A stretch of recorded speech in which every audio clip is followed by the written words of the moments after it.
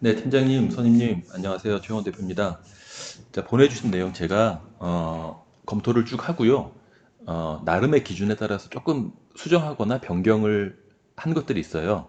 그래서 그거를 제가 좀 잠시 설명을 좀 드리고, 또 제가 잘 이해가 안 되는 부분 같은 경우는 이 영상을 통해서 질문을 조금 드리겠습니다. 그리고 나중에 다시 한번 메일에다가 질문 내용을 정리를 한번 해드릴 테니까 그 질문에 대한 답변을 저한테 해주시면 제가 작업하는데 좀 도움이 될 것 같아요. 아무래도 요새 그 언택트의 시대다 보니 계속 이렇게 대면 접촉을 많이 하는 것보다 간단한 것들은 이렇게 영상이라던가 이런 것들을 통해서 좀 커뮤니케이션 하면 좋을 것 같습니다.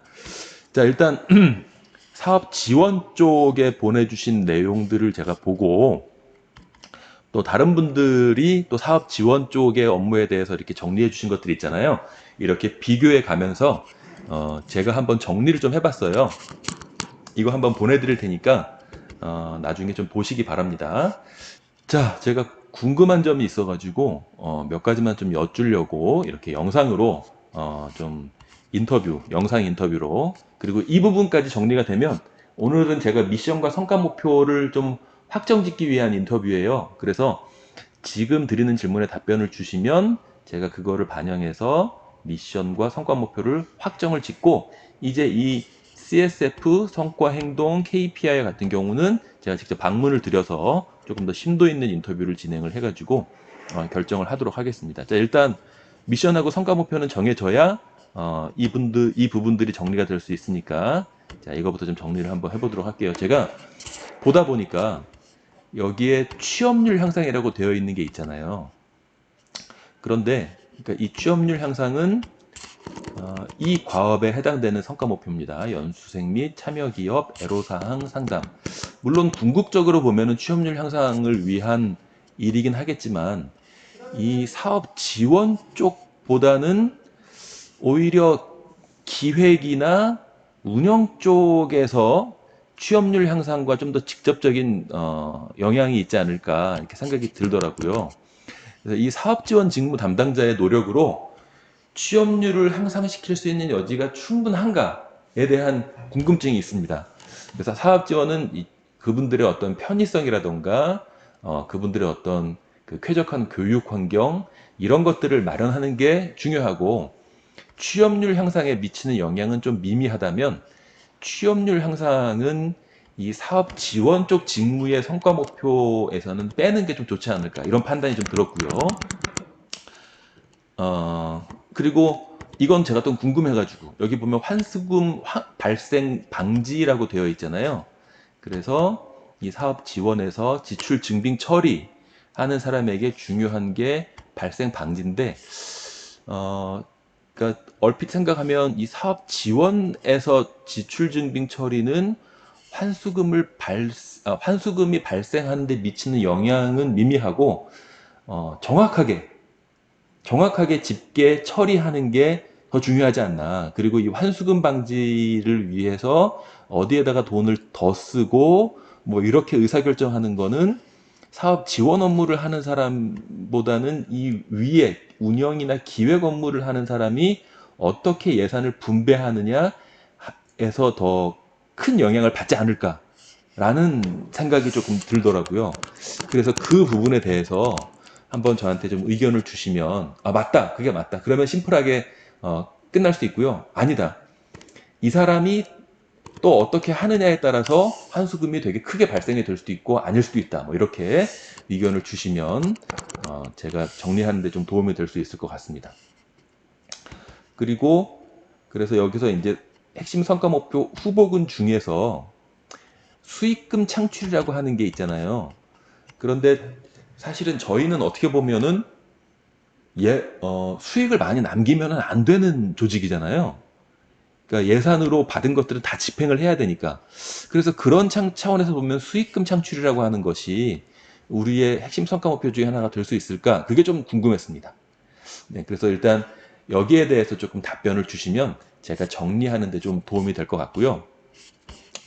그 다음 두 번째로 사업 운영 쪽을 한번 좀 보도록 하겠습니다. 사업 운영. 네, 사업 운영 쪽에서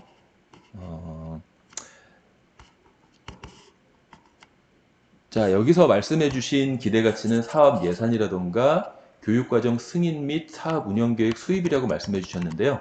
사실은 이것은 운영계획을 수립한다는 B가 아니라 두이기 때문에 이 기대가치, 성과 목표에는 썩 적합한 형태는 아닙니다.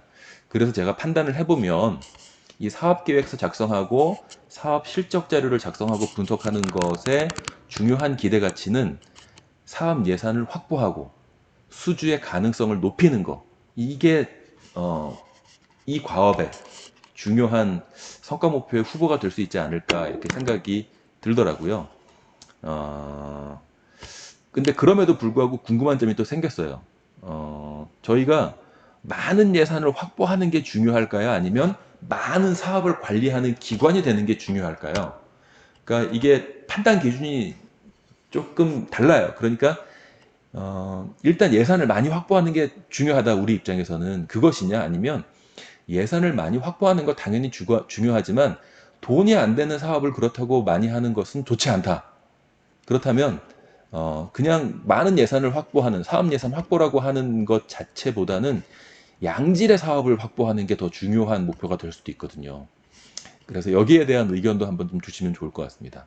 많은 예산을 확보하는 건 나쁘진 않지만 돈이 안 되는, 인건비를 많이 확보할 수 없는 사업을 많이 따오는 것은 우리 입장에서 좋지 않다, 인 건지, 아니면 인건비가 많이 안 되더라도 우리 기관이 일단 많은 사업들을 하고 있다는 것 자체가 굉장히 중요한 의미를 갖는다, 인 것인지 한번 판단해서 좀 말씀을 해주시면 좋을 것 같습니다. 자, 그리고 네, 그 지원 쪽에도 연수생 상담이 있었는데, 상담 관리가 있었는데 운영 쪽에도 이게 있단 말이에요. 제가 말씀을 듣기는 지원 쪽에서 상담하는 거하고 운영 쪽에서 상담하는 게 다르다고 저는 알고 있어요.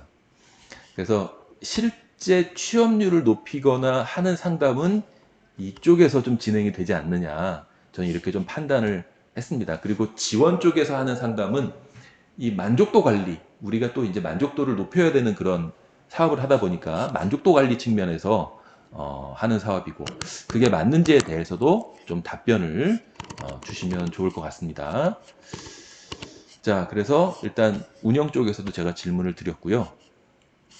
자, 마지막으로 기획 쪽에서 질문을 좀 드리도록 하겠습니다. 자, 기획 쪽에서 자, 여기 보시면 성과평가 관리가 있잖아요.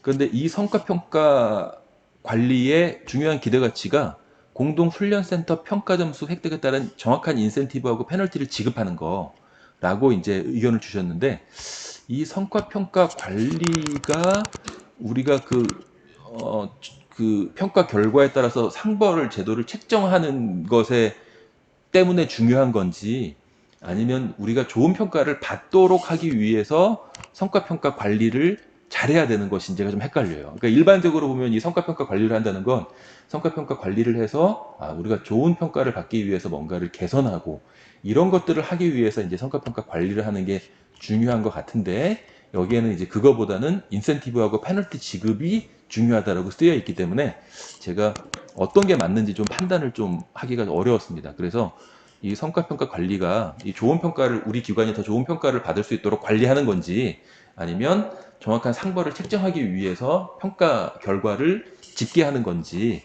이거에 대한 의견을 좀 주시면 좋을 것 같고요. 이 협약기관 관리의 중요한 성과가 사업 목표 실적 달성과 협약 기업 교육 참여 및 우수 인재를 확보하는 것이라고 되어 있는데, 저는 이거를 이제 정리해가지고 적합한 협약 기관과 적합 인재를 연결하는 게 결국에 이것들을 집약한 성과 목표라고 판단을 했는데, 그것이 맞는지 한번 판단을 해주시고요.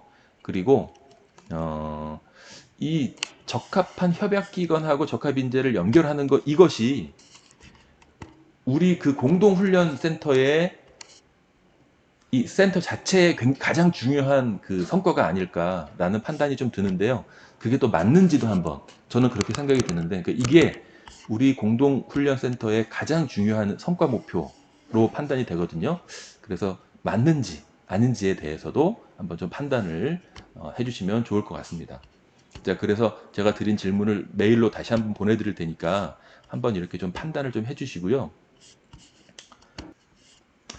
자, 그래서 제가 이렇게 보내주신 내용들을 쭉 이렇게 정리를 해봤어요. 사업기획, 사업운영, 사업지원.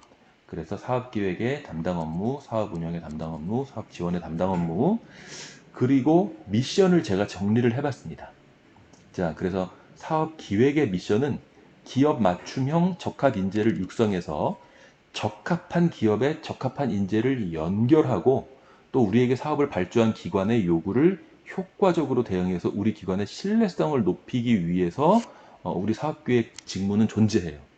이것이 우리 사업기획 직무에게 기대하는 역할이라고 저는 생각을 했습니다. 그리고 사업 운영은 그것보다는 한 레벨 낮게 사업을 수주하고 그리고 수주한 사업에서 더 좋은 성과를 창출하기 위해서 어떤 활동들이 필요한지, 어떤 활동들을 해야 더 좋은 성과를 창출할 수 있는지 그 활동들을 찾아서 실행하는 게 사업 운영 직무의 역할이고, 사업 지원은 사업 운영보다 또 한 레벨 좀 낮게 이 사업이 마지막까지 안정적으로 사업이 운영될 수 있도록 사업의 각종 이해관계자들의 편의를 돕는 것이라고 저는 이제 좀 정리를 좀 해봤어요.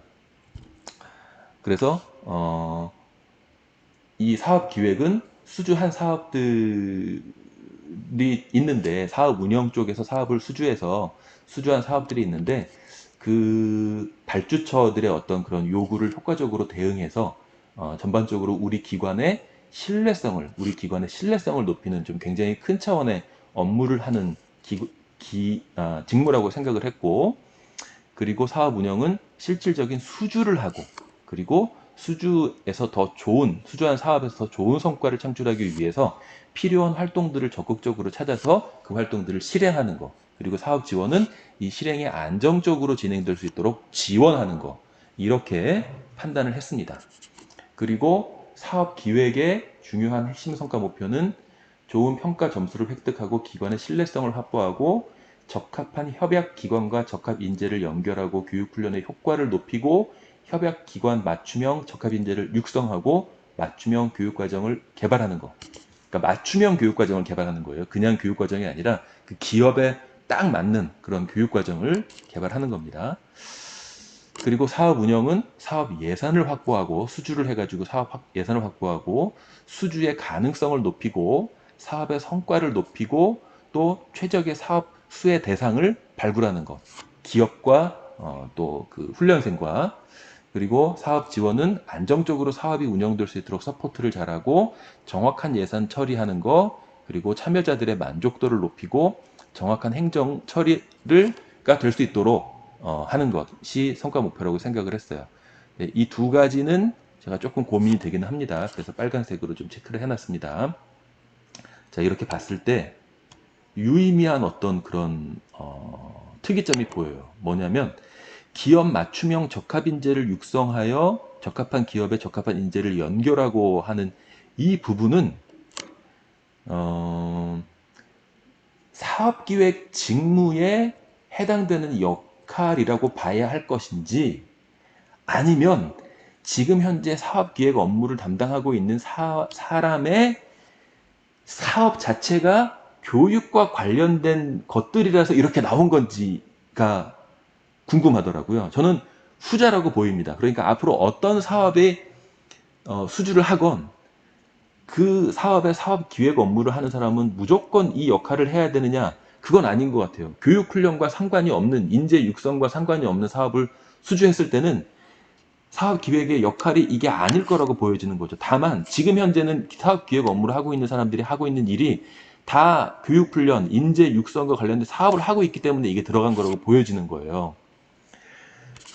그러다 보니까 이제 여기서 보이는 이 이 성과 목표들도 다른 직무의 성과 목표들과는 각도가 좀 다릅니다.